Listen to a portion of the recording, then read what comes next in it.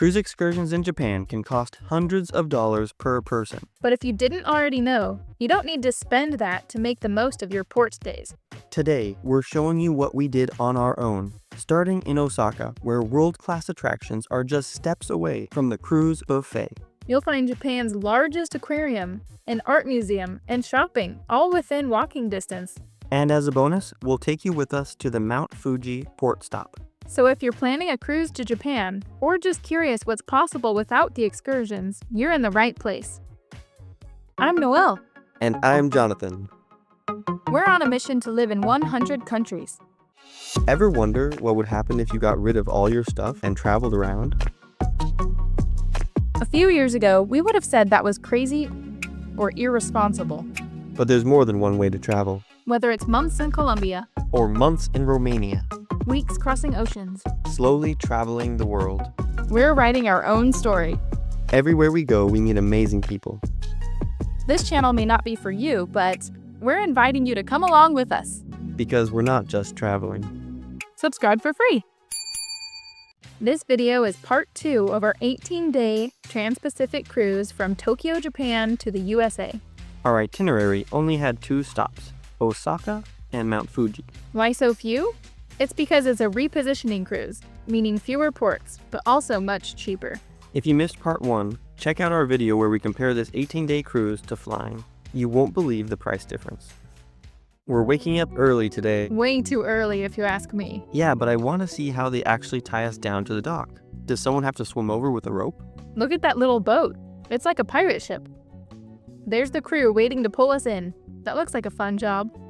So here's how it works. A small rope gets thrown first, then tied to a medium rope, and finally connected to these massive ropes that hold the ship in place.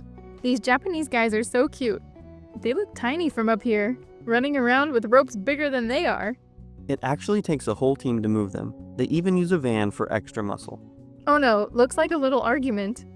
Our captain wants them to tie the ropes differently, but they don't seem to agree.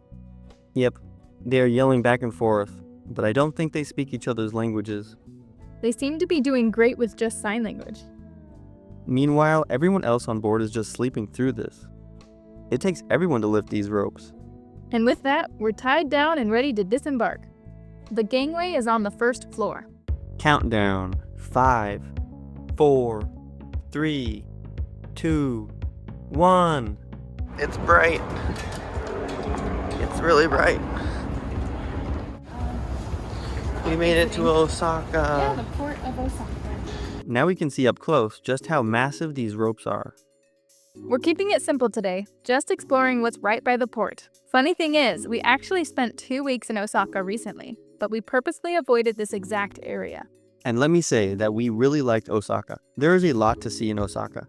Universal Studios, Nintendo Land, a bunch of people from our ship went there, but we're sticking to places we can walk to. Look at this Ferris wheel. And here's a little shopping mall full of souvenirs and food. They've got Mr. Donut, Hello Kitty, Pokemon merch, Japanese fans, I'm a fan.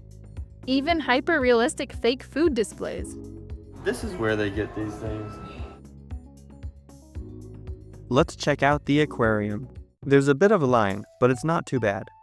The tickets cost 2,700 yen each, which is about $18.50 US.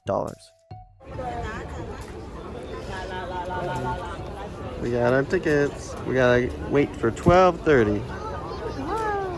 So while we wait, we stop at the art museum. It's small, but worth a peek. There's even a convenience store nearby. Back at the aquarium, we can't resist the gift shop. So many stuffed animals, figurines. Jonathan, I think we need to go. We're going to be late. Just a few more minutes. Look at these figurines. I wonder if we'll see these species inside. We won't see anything if we don't go now. Okay, we can look at the gift shop later.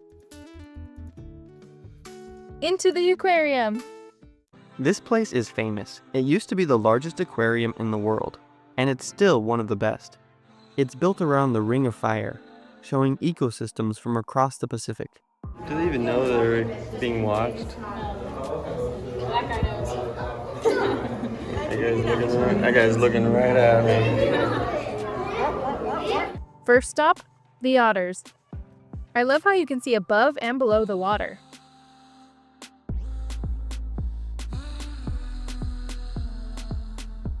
They even have sea lions. Yep, from San Francisco living right here in Japan. Piranhas. Completely still, but those jaws look menacing. There are huge fish everywhere. Emperor penguins. One of them doesn't look like the others. Why is that one brown? Definitely the weirdo of the group. This aquarium was worth it just to see that brown penguin. That's hilarious. The dolphins here are playful. They even hop onto the dry land. But the real highlight is the Pacific Ocean tank. It's 9 meters deep, which is about 30 feet, and it has a whopping 5,400 tons of water. And it's home to whale sharks, manta rays, hammerhead sharks, and more. It's so massive, you can view it from 3 different levels. Honestly, it's incredible.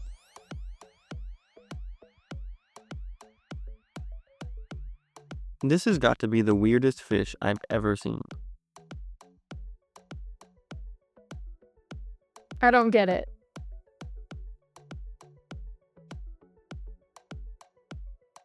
That guy gets to clean the shark tank.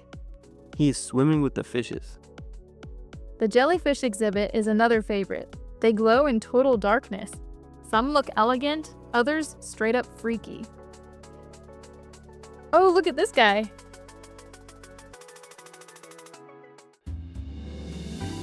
Just chillin', floating like he's on vacation.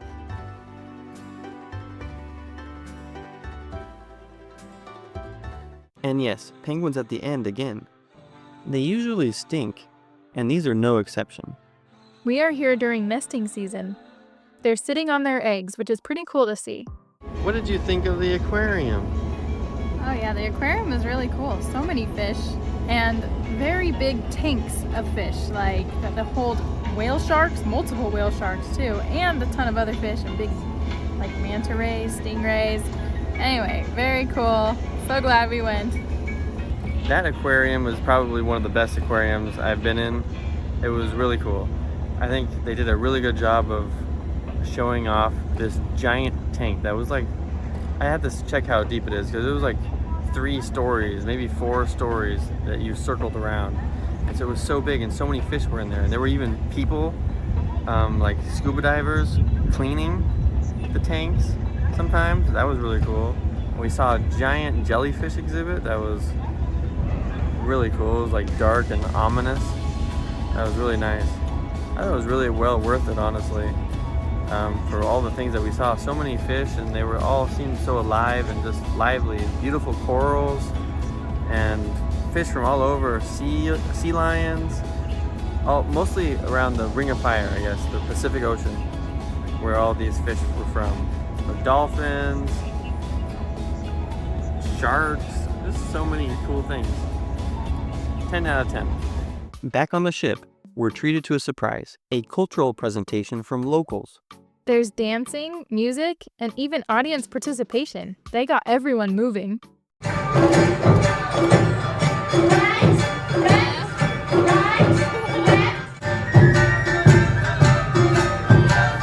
Our next stop is Shimizu, the Mount Fuji port.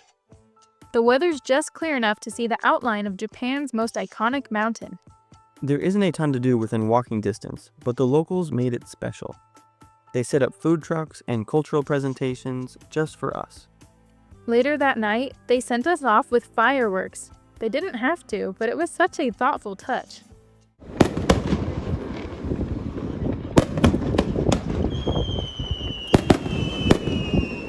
And just like that, our Japan cruise is over.